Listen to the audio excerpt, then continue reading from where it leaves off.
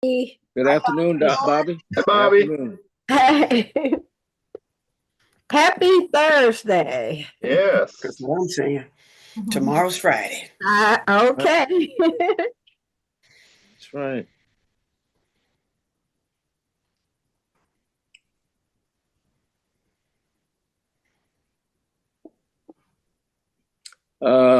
She's getting us ready. Yeah. Okay. So do we have a quorum, Lewis? Yes, we have Okay. 4. Okay. Christina's coming on in a little bit. I couldn't get her out, so we have enough to start. Okay. Yeah. What's up, Jeff?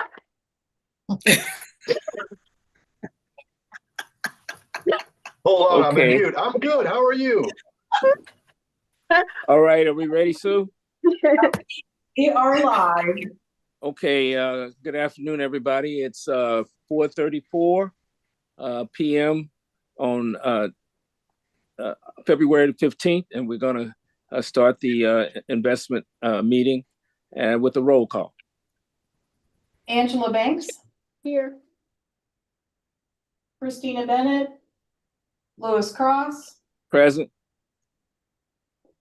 Sheila Goodwin, Emily Hubbard, Present. Shanice Johnson,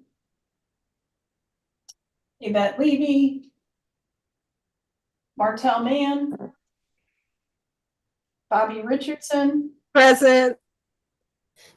Albert Sanders, Doris Walker. Present. All right, so we do have 5, so we do have enough for a quorum. Okay. Okay. Sue, you and Gwelda and Jeff, you all want to take the baton and carry us on to the finish line?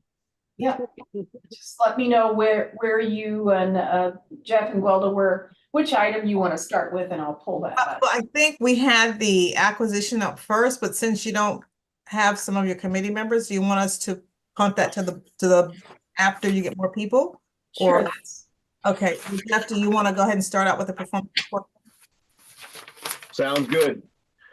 So, Sue, if you want to pull up the quarterly report, so this will be for the 4th quarter, and I know at the last meeting we sort of got a sneak preview of that through a flash report, but we'll give you some a little bit more solidified numbers and talk about things at least from an attribution perspective, what worked for the year and what didn't. And Emily, a lot of this might sound familiar because Emily got to sit through a training and we went through this report. So a lot of this might be repetitive, or well, she'll say, "Hey, I saw that before," but It always helps to hear it twice. Yep, certainly.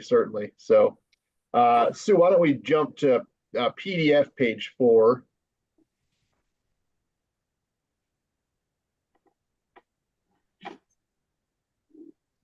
Great. And so this is the overview of the markets for the quarter and 1-year period. So the top chart being the quarter, and right below that, the 1-year period. And that first at the top chart for the quarter, sort of the real good news is you see that all of those bars are slanted to the right. So we don't have any that go to the left. So the right's good. That means they're positive. And when you see them going to the left, that means they were negative. And certainly we saw a lot of those negatives last year, but we see had a nice reversal of that for the 2023 year.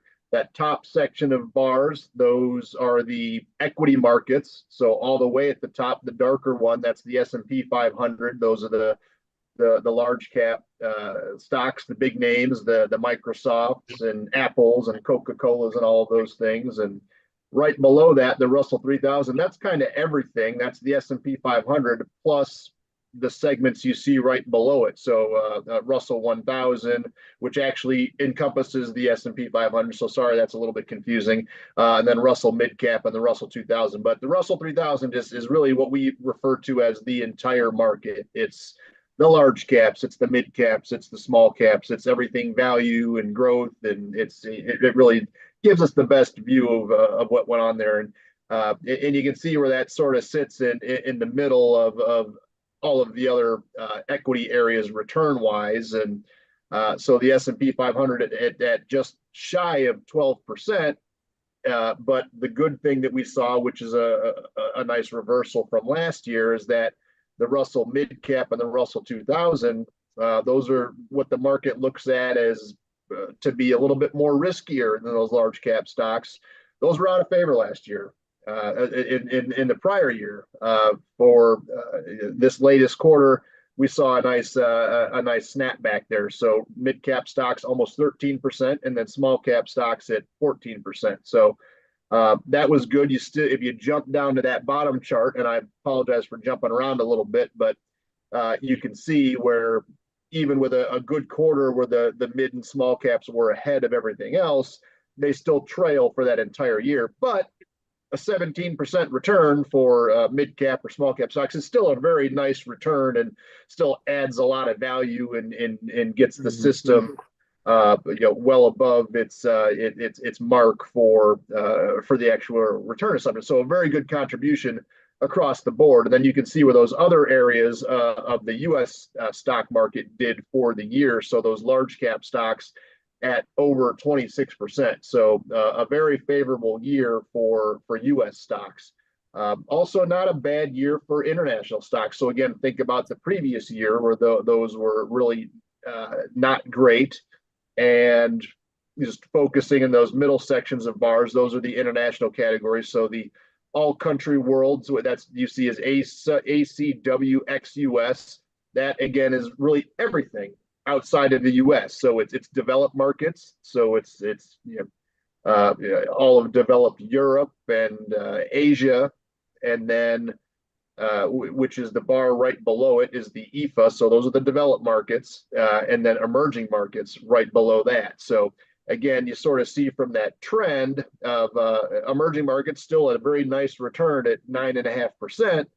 But was kind of a laggard relative to everything else, kind of like the mid and the small cap stocks. So again, that's just the market has really perceived those as a little bit more riskier, and so market participants have been more hesitant. But again, we saw a nice snapback on the quarter and a good solid return for the full 1 year period. So the bottom section of the bars on both charts, those are the fixed income indices, and again, that's a real good thing to see those numbers be as positive as they were. A very strong quarter for that top line in the bottom section where it says Bloomberg US Ag. So again, think of that as everything in fixed income in the US, and everything that's investment grade in the fixed income that's US. But it's a very standard gauge that everyone looks at to say, how is the bond market done? And recall, for the past several years, we haven't seen lines to the right like that. We haven't seen these nice solid returns. A lot of that's just been as interest rates were so low for a long time, and so we were getting no return there. And then last year, it was just due to the fact that interest rates started going up.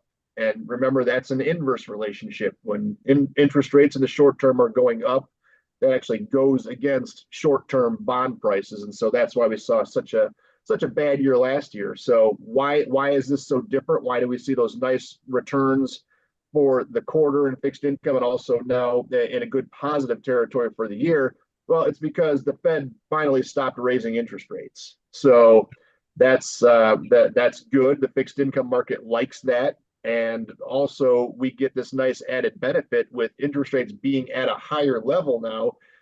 Every time a corporation or the Treasury issues a new bond and sells it to market participants, they do it at a higher coupon level. So and that's good because those coupon levels are really a floor in fixed income for us. So that's kind of our cushion in that area of the market. So again, that's positive for several reasons, and we'll throw the cherry on top of that.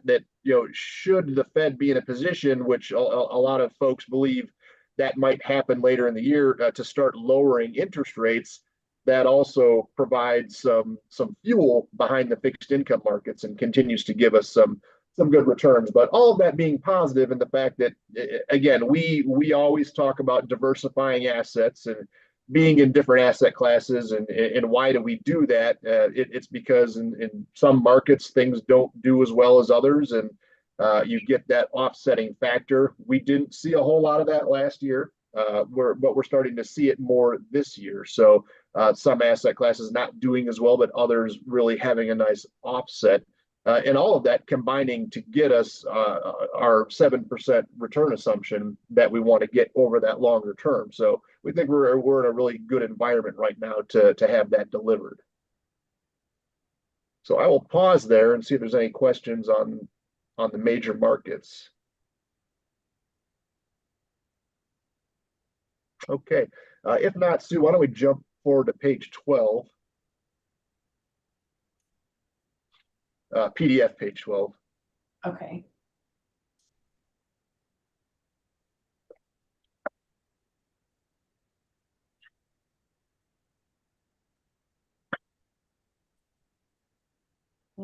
Did you want this page?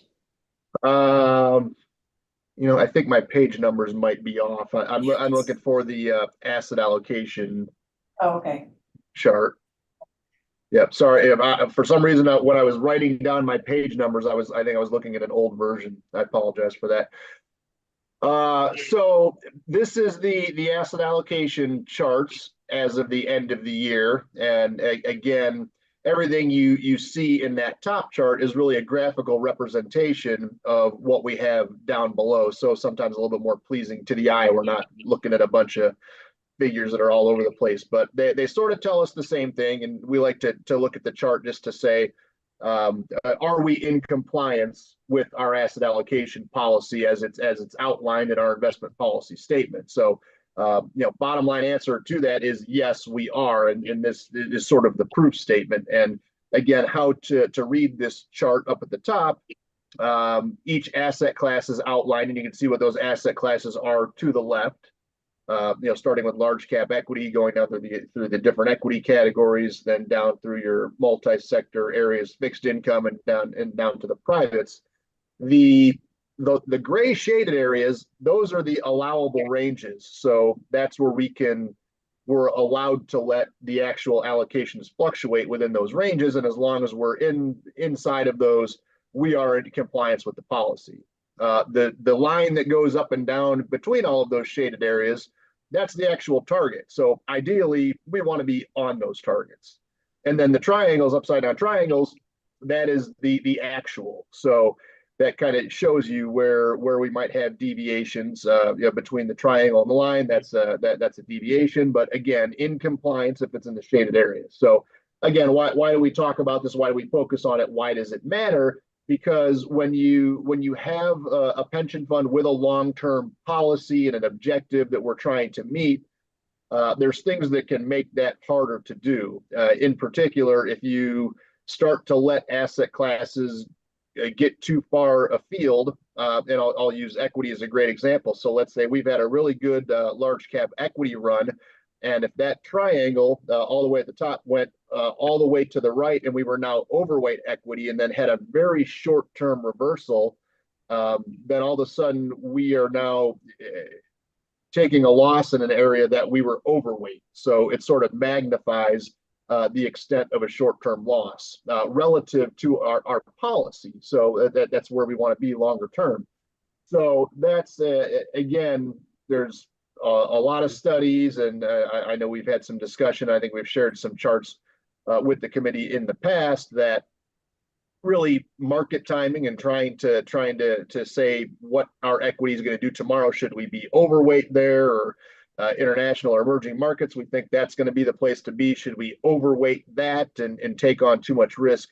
That type of decision-making process just by and large does not work. So what does work is adopting a long-term policy as we see it on these pages, and systematically rebalancing the actual allocations to stay pretty close to those targets over time. So that way we're not getting whipsawed when the markets sell off. But alternatively, it's another device for us too.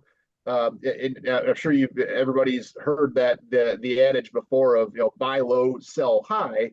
So certainly that the opposite of what we talked about on the large cap equities. Let's just assume large cap equities had a really big sell-off. Well, again, if we let it go out of compliance and all of a sudden we saw a really nice rally like we have this year, but we were underweight, well, then we missed a portion of that. So again, that goes against us. So sort of goes both ways. And sometimes it sounds a little counterintuitive because when an asset class is underperforming or a manager's underperforming, it's always most comfortable to say, let's, we don't want to add more money to that. Let's go away from the thing that's not doing bad, and vice versa. Hey, if something's winning and doing great, let's keep adding to it and let it run. And that's always the challenge with managing risk and having a policy like this, is that we really have to be disciplined and say, hey, if something hasn't, if it's been an underperforming asset class, we really need to top it up, because we know at some point it does turn around and we want to make sure we had exposure to it. And vice versa. If something has had a really good run, it would be great to try and let it run, but at some point we do know markets reverse, and so we don't want to have too much of something that's going to go into a reversal phase. So that's the really real importance of this page, and why we would focus on this every quarter. But again, long story short on this, we are in compliance with the asset classes. We do have a periodic process with Sue that she tells us what the expected cash flows are over the next several months, and we'll use that to sort of rebalance the portfolio. So if she needs money for benefit payments and expenses, logical places to take it from are those that are overweight, and that if there's anything that's really far out of whack, as part of that process, we might push capital over to an asset class that's underweight. So, the ones that probably, well, at least the one that would stick out the most would be private debt, as that's the second from the bottom, as that's starting to get a little closer to its lower range. But we do recall there was a new private debt investment that was approved, and so once they start calling capital, that's going to move that triangle closer to the line, and then we're also going to be in the process this year of making an additional private debt investment recommendation. So that'll keep us in line with the pacing that we covered at the last meeting. So, but outside of that, all of this rebalances fairly easily with regular cash flows. Questions or comments? Okay, Sue, if you want to fast forward 2 pages, and this will cover our fees. And I know not too long ago we showed this page relative to, and we'll do this on an annual basis, show it relative to peer medians for each of these respective categories. And again, last time we went through that process, we identified 2, Manulife and Systematic, that were above their peers, and so we went back to the managers, and Westfield was also on that list as well. Manulife and Systematic, we've negotiated fees with both of those to bring them down closer to the median. Those newer fees should be reflected now in this chart. And again, as we talked about at a previous meeting, Westfield did not renegotiate their fee. However, they've had some very good performance above and beyond their higher fee. So we feel that it's really justified to continue to have a fee that's at that level. So, but again, this gives us a general idea of where everything is at. You can see on a percentage basis all the way to the left, and then where that translates into actual dollars for fees, and where we get that estimated annual fee in dollars that you see. It's just multiplying that first column, which is the base, the fee in percentage points, times the actual market value of assets in each of those investments, and so that gives us the dollar, or it's a vice versa relationship. So really, the fee is calculated in dollars from those fee schedules on the right, and then we're dividing that by the asset value, and that's kind of spitting out the number on the left. But they kind of work both ways. So, but all in every category. And Sue, if you want to flip to the next page. just shows the remainder of the managers. But again, the good news on all of this and on this tracking process is that by and large, your investment managers all have very attractive fees relative to the medians within their categories. Again, save for a couple that still have been good performers and have been able to justify their higher level fees. So a couple other reminders just on fees where, obviously when we have a separate account, there tends to be a little bit more room for negotiation on those fees. Commingled funds, again, sometimes those are not going to be as negotiable. And on mutual funds have all sorts of different share classes, some for institutional investors, some for retail investors. Generally what drives the share class you end up in a mutual fund is going to be your size and being an institutional investor. So again, for any mutual fund that the system is invested in, you are in the lowest share class or price share class that is institutional. So we don't have anything that's a retail share. We don't have front end loads that we're paying. We don't have back end loads. It's just one expense ratio, and it's going to be the lowest for any within the category that fund company itself offers to other investors. So again, that's where you want to be. The system has the heft and the size to meet all sorts of minimums, and certainly should be getting institutional pricing everywhere here.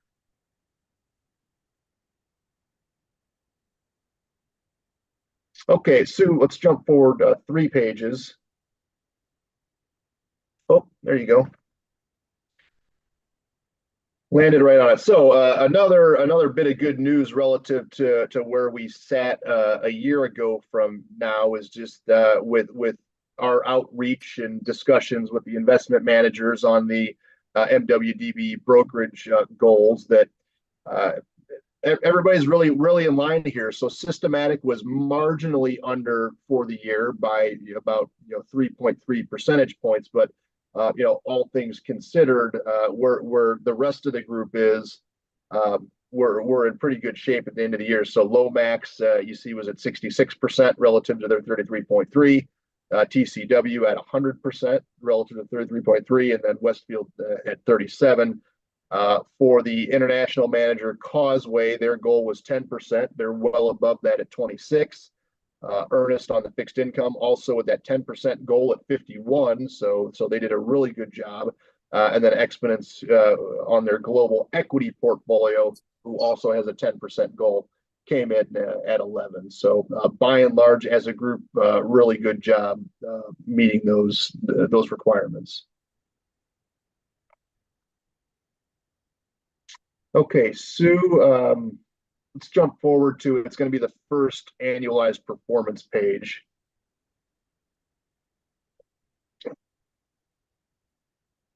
There we go. So I'm going to talk briefly about the quarter, but I'm probably going to speak most about just the 1 year numbers. So as you can see from an absolute return perspective, a really solid quarter for the total system at just shy of 7%. But you can see below the benchmark and also on a ranking basis. And when I refer to rankings, it's those numbers you see within the parentheses. And those are how the system and each individual manager ranks relative to a peer universe. So for the total system, that universe is going to be public plans with less than $1 billion in assets. So kind of the short-term bad news on that is the rank's not very good. So that's the inverse of how you might think of it. If it's the lower the number, the better the rank within the universe. The higher the number, the worse. So at average, we want to be better than median. So within the 3 year category, you're better than the 50 percentile. Then for that inception number, you're better as well. But some of these other numbers are being impacted by things. And what we would tell you for this plan is and we'll address this as we go forward and as the system grows too. But we continue to use a less than 1 billion fund median, which for your plan, it is less than 1 billion, but you're getting close to 1 billion, and that's a real big inflection point for what the system looks like relative to the rest of that universe. That might not, they're not as large as you. So that when it says less than 1 billion, that could be plans that are, $5 million. There's probably not many of those, but a couple $100 million. So, but they are significantly smaller.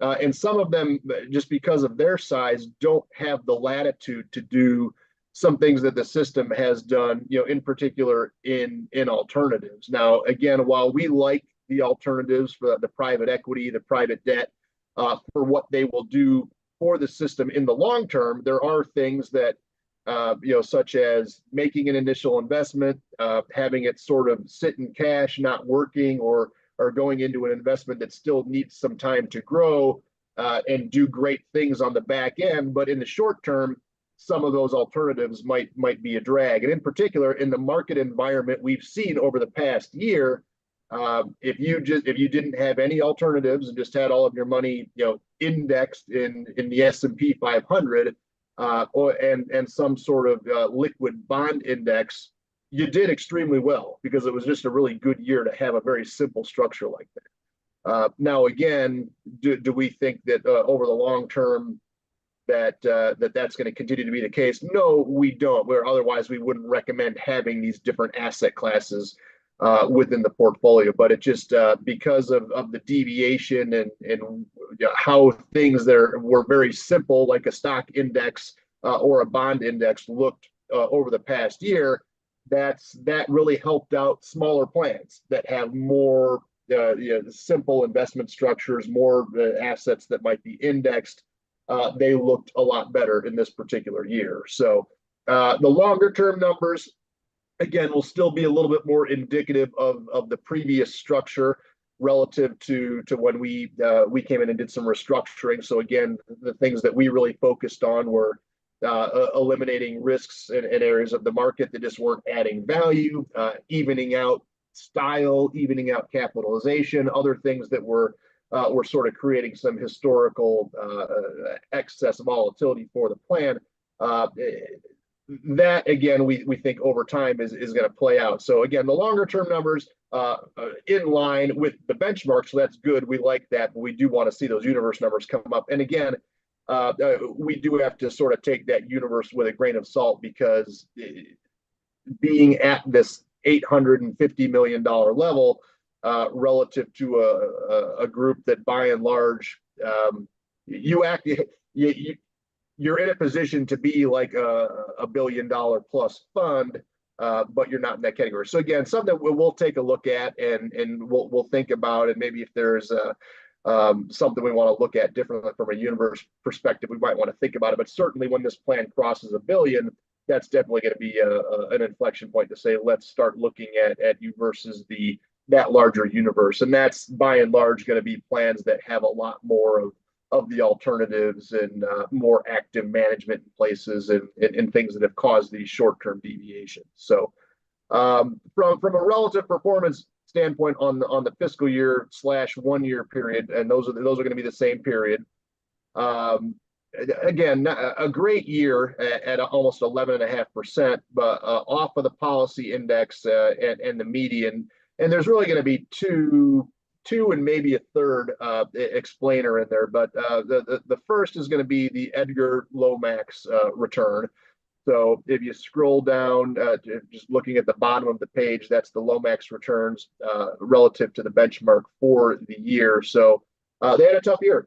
So they were positive at 5%, but the universe that they're in, which is large cap value stocks, was a lot better than they were. So their primary issue, a couple stock selection issues, some stocks that they were invested in that didn't do as well, and also not being invested in a few things that did really well in the index. So that kind of went against them. But I think more generically, is that their portfolio has a pretty good amount of quality and higher dividend paying stocks, and higher in rising interest rate environments, like we saw most in the first half of the year. That went against them quite a bit. And so think of any stock that has a higher dividend. And if we have Lomax come in, which is going to be a recommendation of ours as well, is I think it's been a while since we've heard from them, but to have them come speak to the committee, but they'll sort of tell you how that portfolio is structured. But when you have stocks that pay good high dividends, that's a great long-term strategy. But those also act sort of like bonds in the short term. So, and having an inverse relationship. So the way people value these high dividend stocks is with current interest rates. And so think of it like a bond. Short term, if interest rates are going up, it's inverse. Then the value of those stocks are going down. So that was really the primary issue for Lomax. So again, do we think anything's majorly broken there? No, we just think for what they do, having more of a higher quality and a higher dividend program has really been out of favor in this interest rate environment. And we expect as we go through market cycles that they perform a lot better. And again, pretty similar story that if you go out to a longer term time period, they're still pretty close to their benchmark. However, the universe is going to be a little bit different. So in the universe that they're in, you have a lot of managers that we would probably call, quasi indexers. So don't take a lot of radical different changes from the benchmark that they're in. So they might not deviate in performance as much. And also you've got a lot of a lot of managers in that space that might be more concentrated. So, 20, 30 portfolio stocks. And if they got them right, they had a really good year. But if they got them wrong, they did not have a good year. So those are sort of some of the things we saw from the universe, and at least we've seen over time periods like this. But we would tell you that for the 5 and 10 year longer time periods, those are really being impacted by just the magnitude of the underperformance that they've had. Certainly what do we look for when you have a manager that's under its benchmark by this magnitude in a short period of time? Well, we would like to expect that they can get it back and also outperform by a similar magnitude that gets them back longer term to being in line with their benchmark, which again, they've demonstrated they've been able to do over time. Factor number 2, Sue, if we want to flip forward. Maybe one more page, and I might backtrack to this page in a second, but it's Exponent's has also trailed their bench, and I talk about the Exponent's global equity portfolio has trailed the benchmark for the past year. So again, a very solid return, 17%. So not really additive to the bottom line return of the system, but relative to a benchmark, which is really the index of all things in the global market. So all U.S. stocks, all international stocks, if we just did that on an indexed basis, would have been at 22%. So that's the bogey that they're trying to hit. So just had a couple of their sub-advisors that had tougher years relative to the benchmark, but had a couple that were also really good to offset. So magnitude of the underperformance wasn't big, but given that they're almost a 6% position in the portfolio, it was something for the top line attribution of the plan. Did cause some of that relative performance deviation that we saw. And the final piece, Sue, if you want to. Oh, yep. Everything is relative, right? So if they earned 17% in a year, right? I'm kind of like, woo woo, right? Now the benchmark is 23 and we all are 22, let's say 22, 23, between those two. And they didn't meet the benchmark, but like Bobby always says, it's not red, right? She gets concerned when it's red. Is Bobby on the call? Yeah, she is. Bobby's like, so, we lose sight sometimes. Remember, Bobby, when you would say like, oh my gosh, everything is in red. We're seeing some nice big numbers here, and we could have had a little bit more alpha or a little bit more return if they had gotten closer to the benchmark. But, I don't know, again, you got lucky with having to report these numbers and Gwalda's not here. To be able to, yeah, to share this here, but, Here, Christina, he just gets, oh, there you are. Uh-huh, you're not speaking on these numbers, but, and this is also, when did they take over the portfolio? Exponents. I think they came in 2020. Give me a second, I need to scroll. I need to, Okay, if so you it look might- to the right, the inception date is July. Oh, 20. 2015. Okay, so they've had 3 solid years and they're still a little trailing. So, I guess bringing them in to talk about what their mixture of their, because they came in and changed some of our managers from Progress. And they said that, the reason was because they were trying to get more alpha, blah, blah, blah. So, maybe bringing them in and saying, hey, no one's mad at 17.3%, but we're paying you that extra fee to be able to capture the cream of the crop of the managers. And, do we have the right mix in our portfolio of your managers? Because they've got a good pool of managers, and making sure that we get closer to that benchmark. I mean, we want to see, for the price that we're paying, we want to be able to see meeting or exceeding that benchmark, correct? Correct. But I just wanted to bring that to attention and see what discussions you have with them, in the next quarter.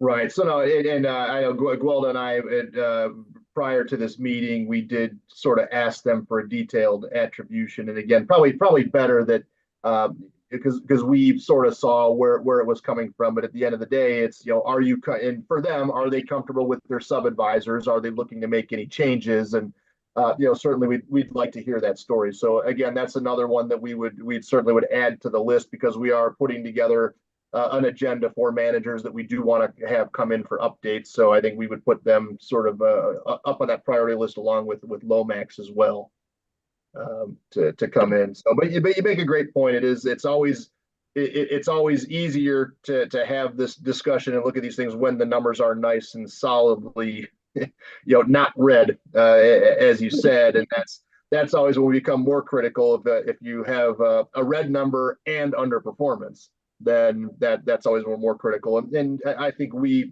as consultants, we're probably always our harshest critics in paying attention to these benchmarks. But again, I think when we talk about diversification and we see things like this, you can have a miss, and Lomax can have a miss, and other things are doing extremely well in the portfolio. That's why the top line number, is really not far off the mark. So, and that's Right. Can we go back to the Lomax one? Because I wanted to see something here. sure. Go. It was down, right? Yeah. Okay. So who else do we have in this? So we have the Russell 1000 index. So we have Mellon. Who else is there? Do we have? So we have Mellon. I'm looking here. My eyes are not that great. we only have Lomax in large value. Yeah, Oh, Lomax are Well, only that's large. what I was looking at was like, my eyes are not that great here. This is my 7th Zoom call back to back today, so my eyes are really tired. So the 69 million, that's grown significantly since inception. We've had them since 1996. Woo, we've had them for 27 years. So again, the question in the alternative, right, is that, hey, look, we're looking at the benchmark. I like them because they're a diverse manager, but if we had to add another manager, right, to complement this or to whatever, instead of, we could put them on watch list, but maybe, I know no one hates adding managers, but that's close to $70 million, right? So if we Right. chopped up a part and said, look, we've given you this much, but you're 8.2% of our portfolio. We can't even go over the, we shouldn't be going over the 10% of our portfolio. So, let's potentially you and Gwilda talk about maybe bringing in a complementary manager and dropping down that exposure. And then really bringing them in and seeing what they have to say. But they're getting to the 8.2, right? Our max is 10.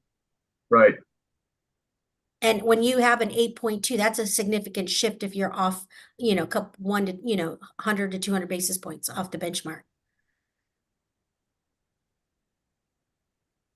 So that's just food for thought. Okay, Christine, I was looking.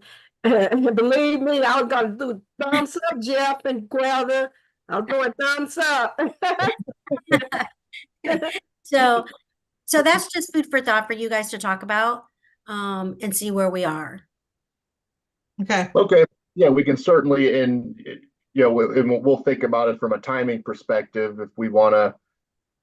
The search is easy enough. If we are all on the page that we do want to sort of split that out and add a manager, that's easy enough to do. So I just don't know if the committee wants to evaluate, maybe have them in, hear what they have to say first before we go that step, or we're certainly happy to implement that and move forward with a search as soon as the committee wants. So.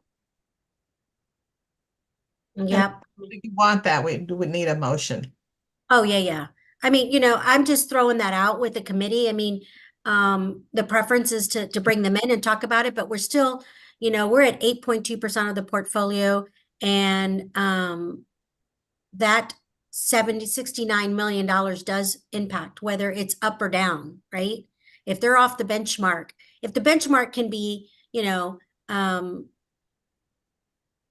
positive or negative, if they're still off the benchmark, it still is it's not a double whammy, but it's just a bigger whammy to our bottom line. If they're not moving in the same range as the benchmark. Well, Chris, if we did take some of the money out of that, what would we theoretically want to take out of the $69.2 million that they are managing? How much would we theoretically want to again, to make it worth a manager's worthwhile, right? It's anywhere from like 20 million, right? Okay. 20 to 25 million. It's not, it's not taking them like 35 million. We're not cutting them in half, but 20 to 25 million. I mean, Jeff Gwelder, give me your opinion. I mean, that's a nice allocation for someone. And we're not coming in saying, oh, it's just 5 million, right? Because that's a lot of work for $5 million. Yeah, I mean, ultimately to get the, number one, to get a separately managed account, which gets us the best pricing, and to be at a decent tier on anyone's fee schedule with a managed account, yeah, 20 million is probably a kind of a good starting point. Mm-hmm. And that way we have an alternative, right? We have an alternative in the sense that we take a defensive measure. Like, this is offensive, like, hey, we're going to think about this, but like, what if we continue to be like, oh my gosh, Edgar just can't seem to meet going forward? Then we can actually just move money from one portfolio to another if we see that they, if the trend is moving that way.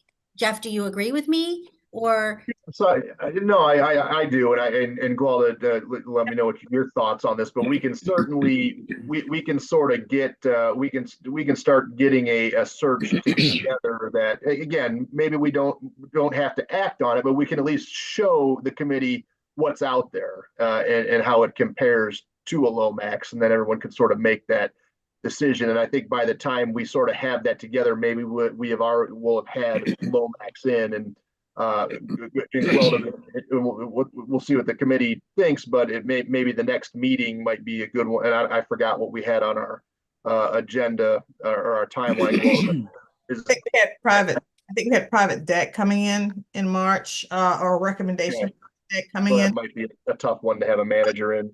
But we could get the search, put in the search request, and putting another manager that would smooth out at least the return, so you're not all your large value exposure is not one, and maybe make that return closer, the total segment return closer, or exceeding the benchmark, or and get the better ranking versus the peer group, rather than having all the value in one manager.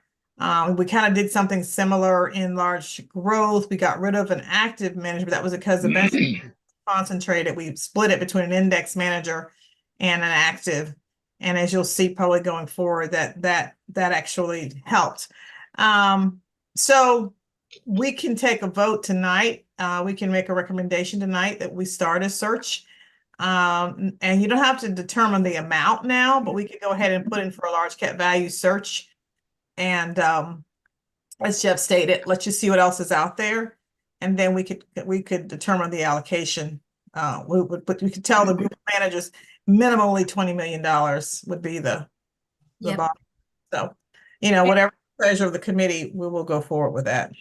And we really wouldn't need to make a formal motion to ask you to do search. It would just be when you present, then the committee would make a motion to recommend to the full board if they want to select some. Right. Okay. Sorry to take you off your train, but sometimes when I'm tired, my brain works in overdrive and works really well, and sometimes it doesn't. But I think I'm tired, but my focus now is on these numbers. Yep. No, good questions and good point there. So again, with Lomax and Exponence sort of being the two items that were really more of the relative performance issues for the fiscal year. And again, a year where you really didn't miss by that much, that positive return. Then sort of the third leg of that stool would just be the real estate allocation. So again, partially just a little bit overweight in real estate as that market has continued to be challenged as Sue goes to the numbers here. So for the quarter, at least we saw maybe a bit of a calming down in some of the write downs. The UBS properties funds are still having a challenge. Still have a lot of redemptions coming out. They actually just gave us some correspondence, and we haven't. It's pretty fresh. We'll still have to dive through it, but they're basically going at and trying to extend this fee incentive program to everybody. So again, I think that's just a factor of whoever chose sort of the 2-year tranche is now starting to come up on that, and they've got to find liquidity, or they've got to be able to get those 2-year folks to now to extend out. So I think they're facing that, but I think bottom line is that one's just not gonna reverse. I'm not sure. We're not sure it's salvageable from the standpoint of, is everyone gonna let's just stay in UBS and it's gonna get better and we'll be able to rearrange the portfolio like we want to. Probably just is not gonna happen. So from there we reckon. Oh, go ahead. Do we know where we are on the, are we like 5 years away from redemption? Where are we on the waiting list? Yeah, well, again, that was so they don't have a first come, first serve queue. It's basically no matter when anybody got into the queue, they're all on the same footing on that. So I would say we don't have a great indication other than I think it's probably fair to say it could be a 5+ year program. So have we had any redemptions, or did they give us like $5 back? I don't think we had 2 different redemptions this year, and it was a little less than $1 million. They skipped 2 quarters where they didn't pay out anything, and then we did receive 2, so a little less than $1 million. Hey, that's better than $5, right? So I mean, I was just wondering what,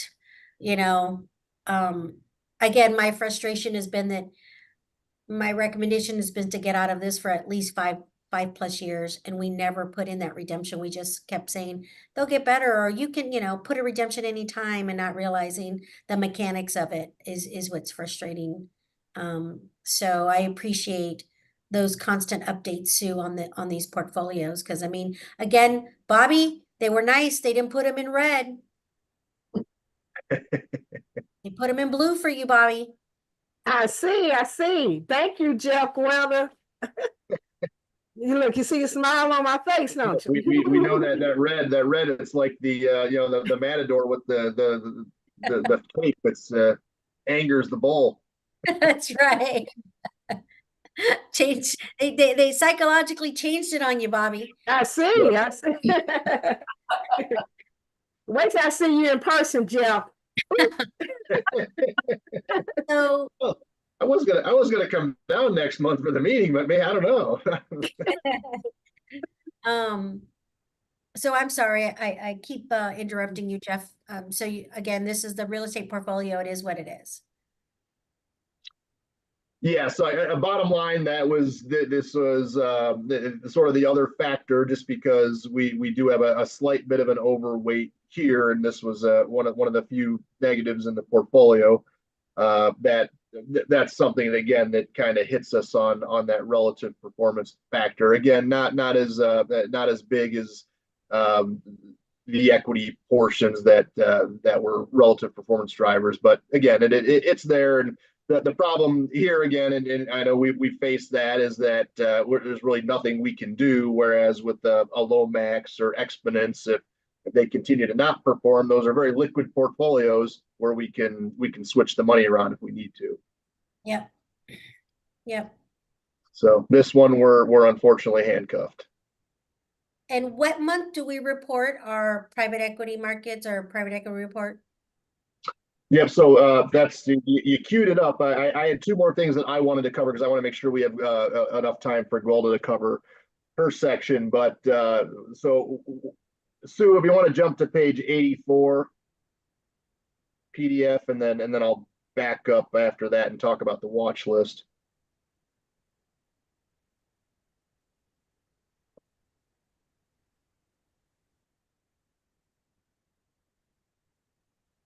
So here's the private markets, and again, these will be numbers as of September. So generally, with every report that we issue, we're going to be on a quarterly lag, but this will give us a good idea of where we were through a bulk of the year. And again, we like to focus on that top line, just because it's the aggregate of all of these different pieces. Again, we like diversification. We know private equity more than anything, that some can have a real bad period, and others can do really well in a certain short-term period. But the objective is, as a mix, we want these to be good long-term value drivers for us. And the couple of things we look at, certainly on that top line, it's the IRR. So that's sort of our what we say is an equivalent of a rate of return that we see with the other investments in the portfolio, but it has a little different mechanics, because these private equity programs are lumpy. But again, to have a nice solid return that's in that IRR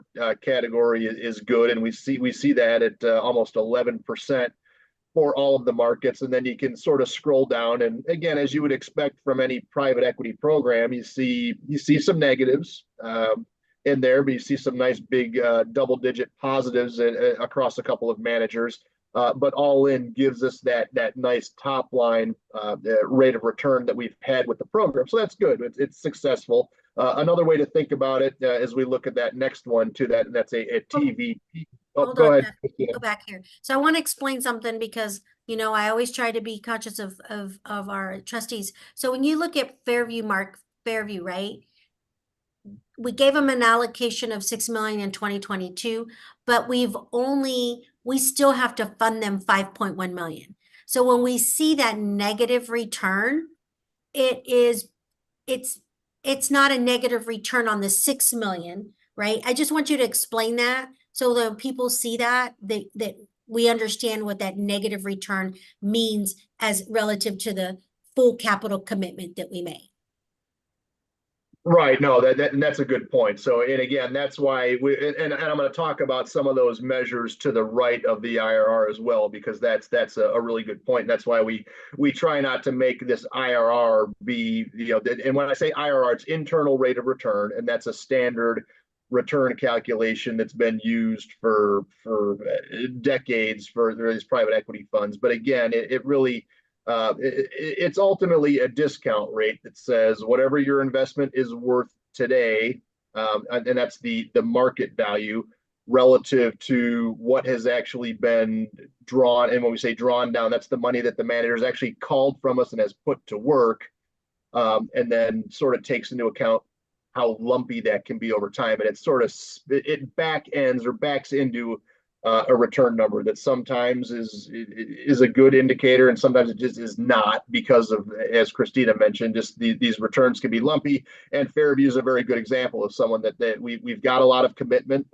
left, so they still have more money to call, but for the money that so far they have put to work, it's still still trying to produce. So they draw down money, they put it in a deal. Right now, the deals are still trying to generate some cash flow or grow, or they try to find something to do with that deal to make money. So, either do an IPO or sell it off to another private equity fund to actually to make some money on that. So right now, they're really still in that buying things and accumulating phase, which is generally always net cash outflow and can, for earlier years, makes for negative returns. So what we don't like to see is something that's over time has fully called all of its capital.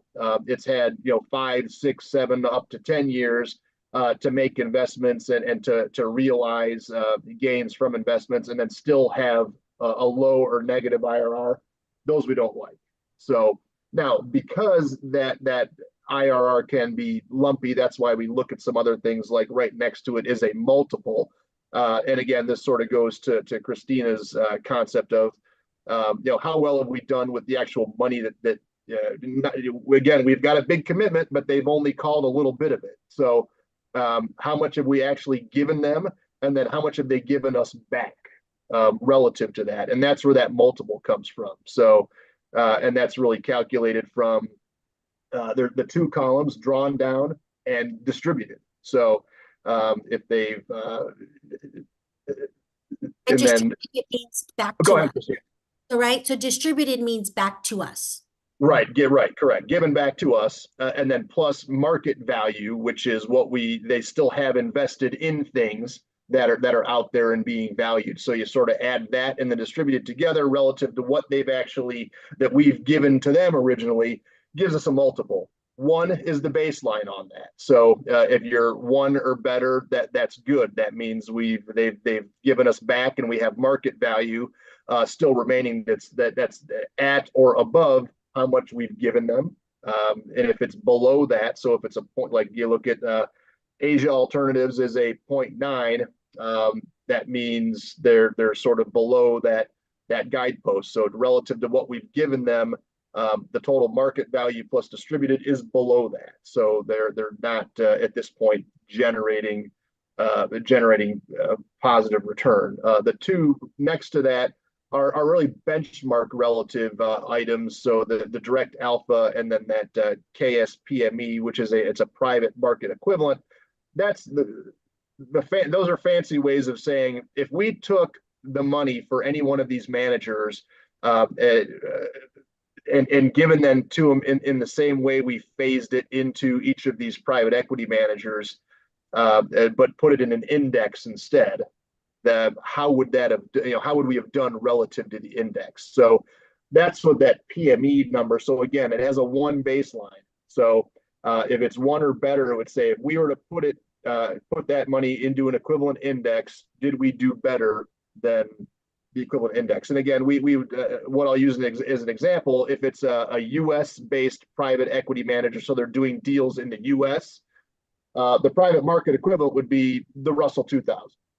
So a small cap index. So if we just said Landmark Equity Partners, if we gave them cash flows in the same time periods, if we just put that in the Russell 2000, what would that return be? And then what was the Landmark relative return? Again, if it's better than 1, that means they've done better than the index. So just an index relative measure.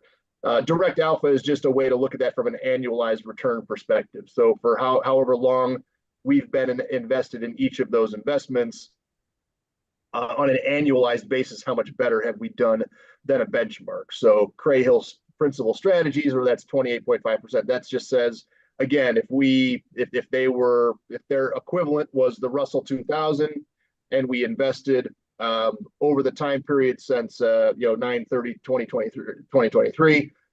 I'm sorry, that's the statement date. I'm looking at the vintage year on that one. Crayhill 2021. Sorry.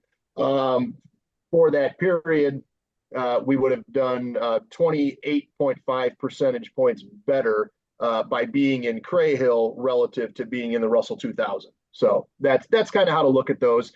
Again, we can't sum those up at the top lines because each one of those investments has a different index that we look at on a relative basis. So again, the one that we really like to pay most attention to on the top line is that multiple, and we'd like to be solidly above a 1 on that multiple to say, with all of the market value that we have left, plus what's been distributed back to us, given back to us over time, where is that relative to what we originally invested? And that just tells us it's been positive. So it's been a good program. Right. And so sometimes I think with trustees, when we go and we talk about our portfolio, this is just a nice snapshot to say the capital committed is 300 million rounding. And so we're about 1/3 of our portfolio is in the private markets.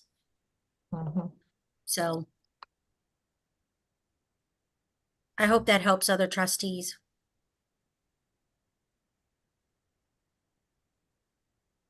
Thank you, Christina. It helps. It's a lot of terminology and sometimes we forget that, you know, we understand what all this stuff means, but you know, this is kind of like I always say, your introduction to master's program on investments, and you get a lot of conversation, and sometimes it just, the terminology just muddles the numbers. And so sometimes I like to take a step back and just explain it on relative levels that we understand. So for example, let everybody look at Elm Tree 2021 down at the bottom. This was one that we invested in a while, but we made an initial commitment in 2021 of 3.54 million.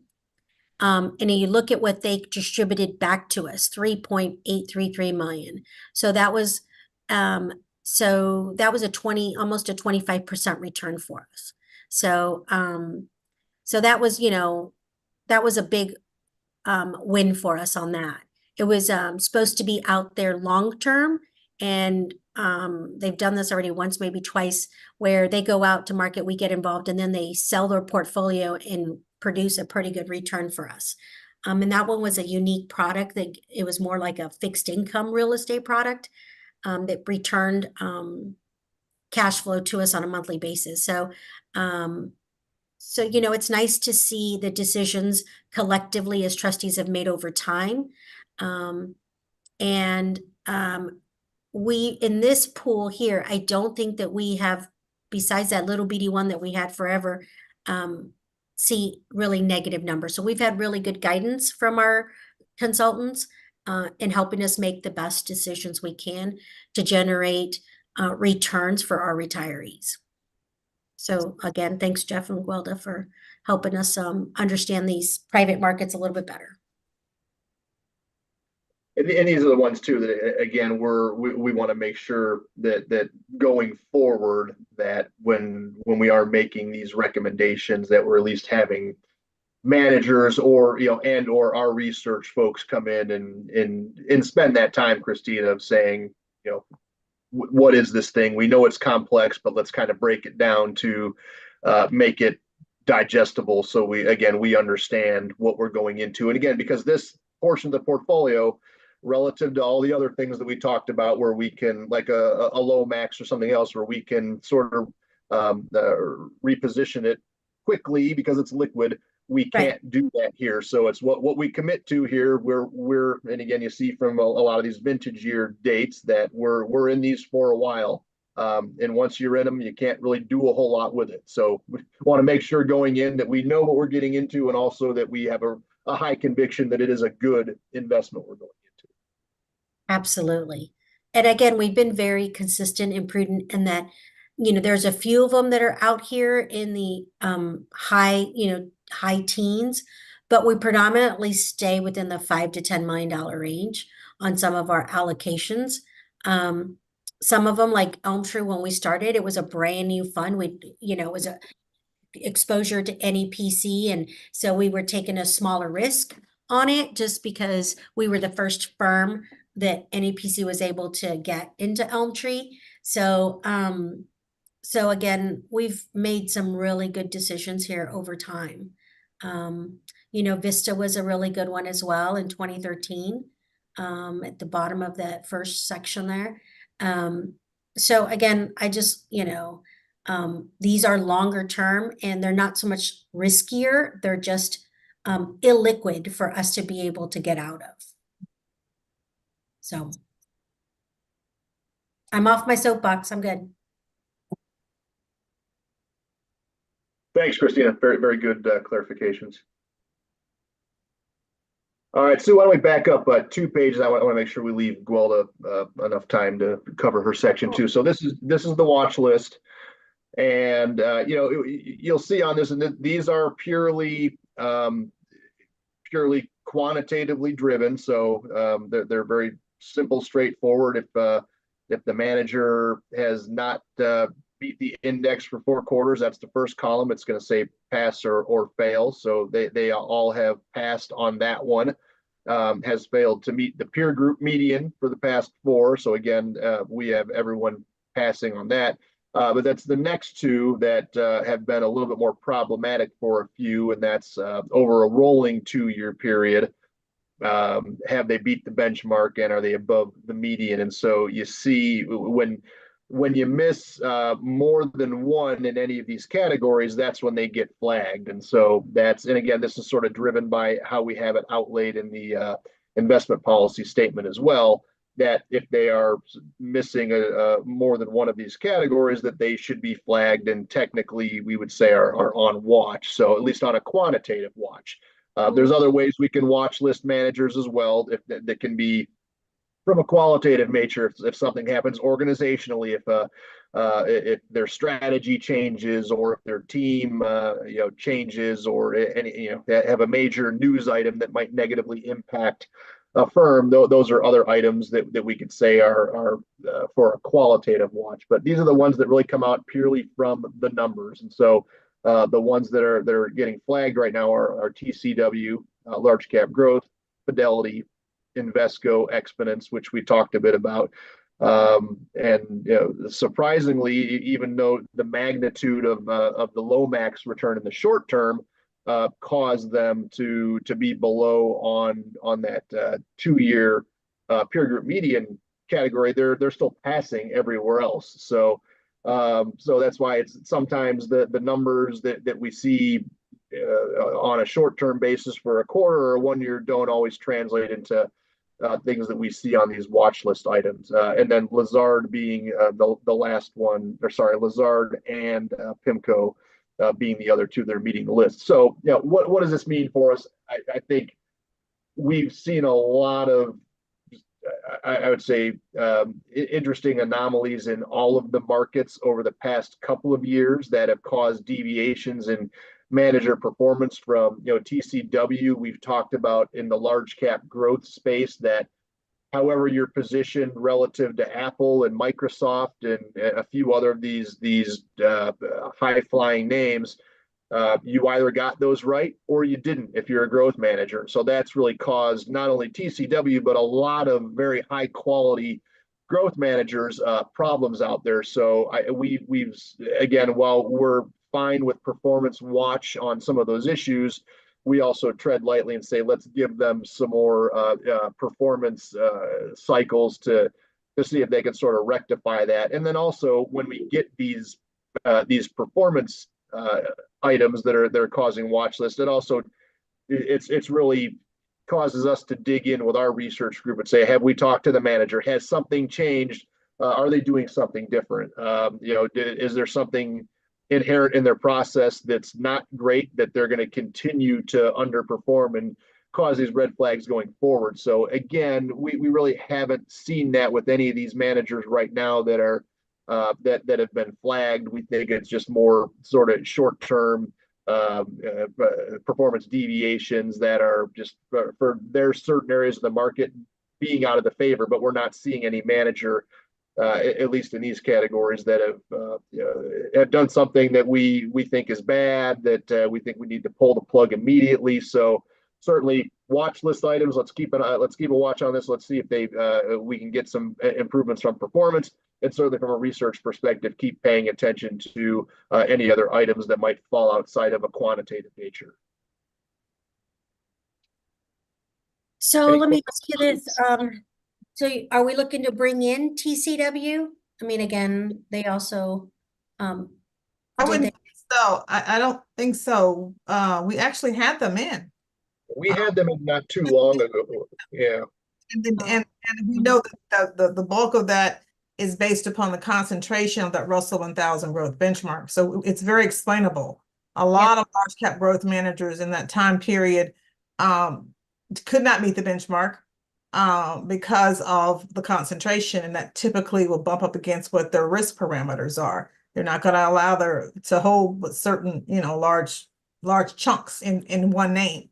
So and they were in last year. So I think what Jeff and I were looking at was Edgar Lomax and Exponence as being the first two managers that we would bring in and then go from there. Okay. Okay. And Okay. then probably, Lazard. I was gonna say Lazard coming in. Okay. And then we also know, we've talked about PIMCO all lasted for I don't know how many years now. Probably in late 2000s, they were like the fund to be in. But again, that's when Bill Gross was there, right? And so I just think that they've never been able to replicate his strategy and alpha that he had before he left. Am I mentioning the right guy? Am I the right? Yeah. It is. Okay. Yeah. I'm like, am I delusional? And so again, but that again is in the GAA, and I don't remember are we getting away from GAA or TAA? What we had two of them. You had two. We got rid of one of them. I was like, yeah, it was the Grantham Mayo, and as we looked at those two, and again, we sort of think of the Grosvenor, or sorry, not Grosvenor, as PIMCO in kind of the category with Grosvenor in White Box, because that PIMCO product really acts like a hedge fund. I mean, it can take short positions and it can kind of go anywhere and do anything, much like the hedge fund managers. It's just a lot more liquid. So I was going to say, I didn't think it was a hedge fund. I thought it was a multi-strategy fund. It is, and it's. I mean, and again, why don't we call it a hedge fund? Frankly, because it's a mutual fund, has liquidity, has lower fees, so that's what kind of differentiates it. But honestly, it uses a lot of the same tools that a multi-strategy hedge fund does. So Okay. multiple asset classes, it uses options, it uses futures, it hedges. So it has a lot of moving pieces. How much do we have into PIMCO? We have, hold on, I was just flipping to their page in the book here. 23 million. I thought it was, I thought it was 20 to 25. So, and again, I think what to point out on the watch list, and Sue, if you can flip back to PDF page 32. Because sometimes we just want to make sure that we talk about on the watch list and why we have things set up with on that watch list is that they are kind of designed to give us short-term indicators of performance. So that's why we say consecutive quarters of underperformance or a 2-year. Those are very short-term time periods. So again, those are not designed to be decision makers for us. They're just designed to say, do we need to start paying attention to something? Is there possibly a problem here? So, but again, if you look at something that's been flagged like PIMCO, it's really being flagged because it's most recent performance. However, here's a manager that over a 3, 5, and 10-year period has still been very successful in outperforming its benchmark. The 10-year number relative to the peer universe hasn't been as good. But again, we sort of take that peer universe with a grain of salt, because you really get a lot of different things going on in that flexible portfolio median. That's the peer universe. There's a lot of different things in there. So there's managers that maybe aren't as well diversified as PIMCO, might be straightforward 60-40 portfolios that had a really good year this year because anything in traditional stocks and bonds did very well. So the more vanilla you were this past year, the better you did relative to something like PIMCO, where if they are hedging and global and doing a very good things from a diversification standpoint, didn't look so good in the past year. So again, the watch list really designed, the quantitative watch list designed to say, do we need to pay attention to something because short-term performance has had a hiccup, but also need to understand that the managers really should be evaluated over longer term cycles. And again, I think that case can be made for some of the other managers that have been flagged on that watch list, that their 3, 5, and 10-year numbers are still very good. Okay. Well, Gwilda, I'll take your recommendation. Bring 2 people in, 2 managers in. Well, I wrote down Lomax and Exponence, but we'll have them at different meetings so that we have time we won't put them all, put them in the same meeting. We're trying to space it out since you all have monthly meetings to bring managers in, 1 manager at a meeting at a time. Sounds good. So, Jeff, are you done? I've got about 10 minutes. Yeah, well, yeah, I'm gonna be quiet. We did have a market update, but I think we can probably just hold that until next meeting. We'll have a flash report and we can talk about that. But I can just give you a 2-second on that before Gwilda goes. But markets were fairly, equity markets were fine in February. Fixed income markets were down again. So net with a very diversified portfolio, the system was probably close to a flat return for February. Yeah, and the reason we don't have a flash report is the actual 10th business day was yesterday. So the statements are not ready for us to bring you a flash report for the month of January. Okay. If there are no further questions on the performance, Sue, you can bring up the letter. The letter we got in the mail? Did you get a letter in the mail?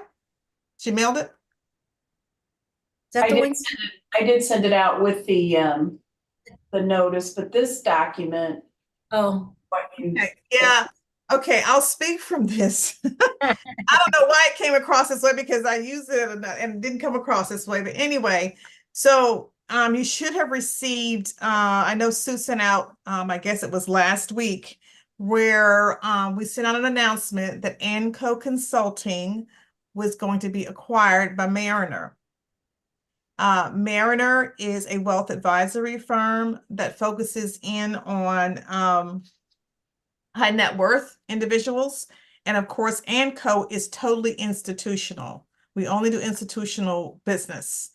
So the 2 firms are very much aligned in how they focus on clients first. Our values are very similar or almost the same. And it made sense for the 2 to come together. Actually, Mariner is a larger organization than ANCO. Mariner has about 1,500 employees. When it comes to assets, though, they're very similar in size. ANCO Consulting is about $100 billion. Mariner is about $112 billion. So collectively, the 2 firms together are about $200 billion in assets under advisement. Mariner wanted to be able to get into the institutional side of things, and ANCO seemed like a good partner. Mind you, we were not out shopping. We were approached, and in order for us to get some of our growth that we wanted to do within the firm, we looked at the offer and it made sense. So the biggest key changes to this is going to be in April 2nd is supposed to be the date that the acquisition is done. ANCO's name will change to Mariner Institutional. So there will be Mariner will have its high net worth on one side, and then Mariner Institutional will be basically the ANCO that you know. Mike Welker, who is the CEO of ANCO, will be the head of Mariner Institutional. So most importantly to you, nothing will change. Your contract does not change. Jeff and I will continue to work on your account and be your people.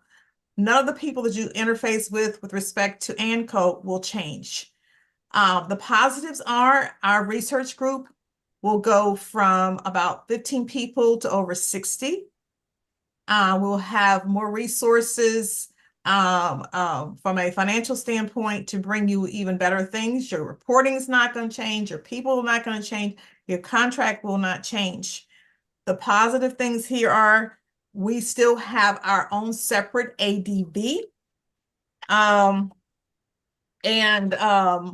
we're our own SEC investment advisor registration.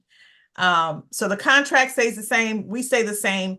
The reason we come to you is it required by the SEC because it's a change in control, because Mariner is purchasing Anco and it's a stock purchase transaction and will be a wholly owned subsidiary as of April 2nd, 2024.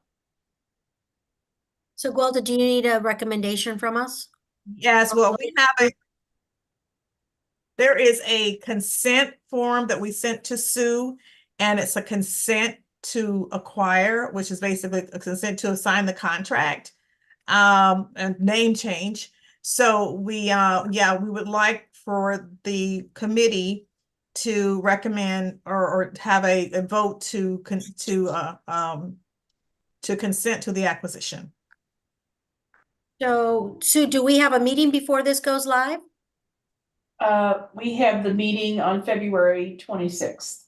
Okay, so we can make a recommendation today to approve the acquisition and the consent, and then send it to the full board on the 26th of February.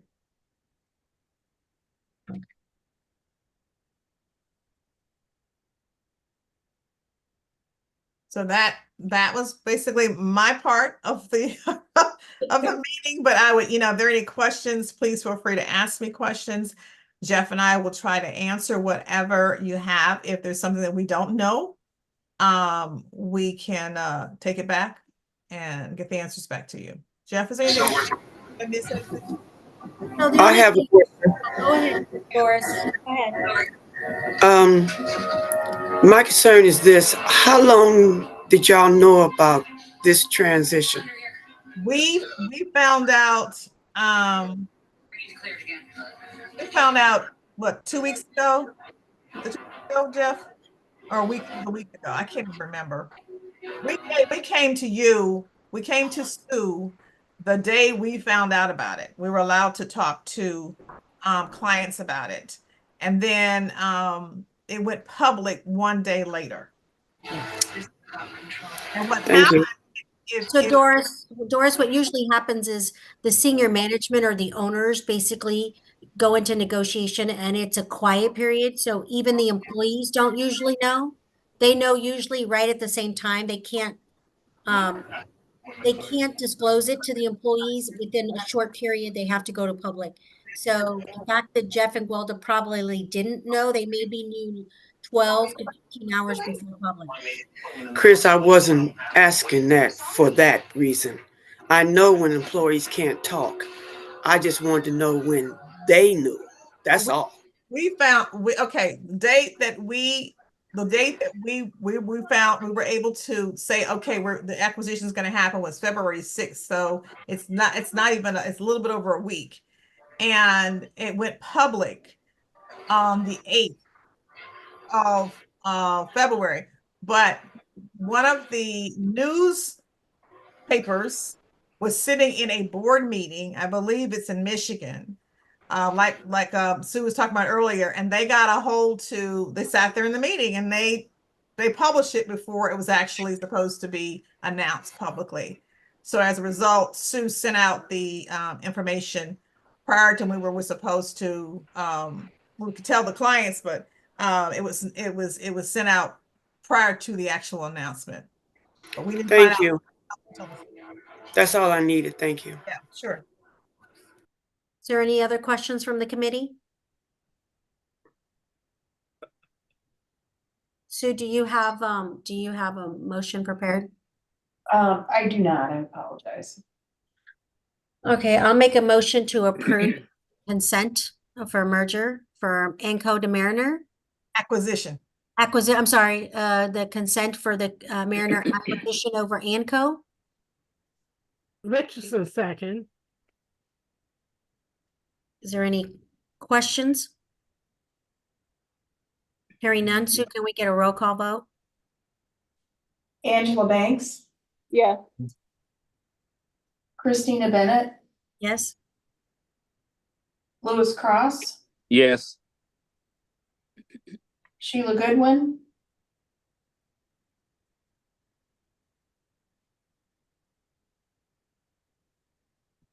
Sheila's on mute. On mute. Is she, can I see her Is she camera? giving a thumbs up or anything? I know, I'm looking. Camera. All right. Okay. Emily Hubbard. The good one Yes. said yes. Okay. All right. And I think I heard a yes from Emily. Is that correct? Yes. You did. Shanice Johnson, Yes. Bobby Richardson, Yes. and Doris Walker. Yes. So we have 8, the motion carries. Okay. Thank All right. you. Thank you. Everyone, I have to drop off. Well, to Jeff, thank you so much. But Lewis will conclude the meeting for me. Thank you. Okay, Chris, thank you so much.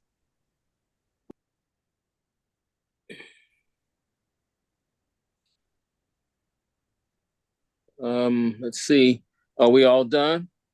I had one other item not related to investment committee, related to our meeting next week. If Jeff and Gwelda, you're finished. Yeah, we're done. We're finished. So we have the meeting coming up next week. The personnel and professional contracts meeting. And so just wanted, we can have a motion tonight to close that meeting, then that would allow us to expedite the discussion and the budget. Sheila Goodwin makes, I'm sorry. Sheila Goodwin makes a motion to close the February 22nd, 2024 meeting of the Personnel and Professional Contracts Committee, and that all records and votes, to the extent permitted by law during the closed portion of the meeting, be closed pursuant to section 610.021, subsection 12 of the Missouri Revised Statutes, for the purpose of having a confidential or privileged discussion on contract matters. Is there a Richardson. second? Second.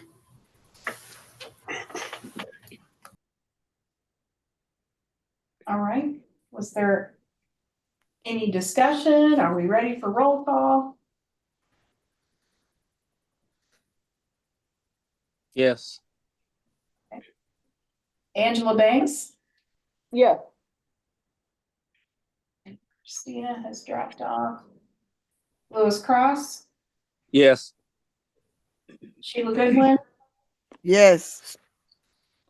Emily Hubbard? Yes. Shanice Johnson? Yes. Bobby Richardson? Yes. Doris Walker? Yes. All right, so we do have 7, the motion carries. Thank you. And that was all I had. Okay. Well, Jeff and Gwelda, we'd like to thank you all so much. I'm glad that you're still with us. I was getting, my heart started beating fast for a minute there. Oh, no, we're not going anywhere. Yeah, and I tell you what really scared me was, at first I thought you were going to say you all were going to consummate the deal on April 1st, and then I thought that was going to be April Fool's Day, and I didn't. So I see you went to April 2nd, so I feel better now. Okay. All right. Well, thank you all so much. Sue, I guess this is the end. We have anything else for the good? I do not have anything else, no. Okay, can I get a motion to adjourn? So moved. All right, Second. Shanice. All right, all in favor? Aye. All right, good night, and thank you all. Sue, thank you so much. Gwelda, Jeff, all trustees, thank you all so much, and good night. Night. Have a good weekend. Well, Bye. Bye-bye. Bye-bye.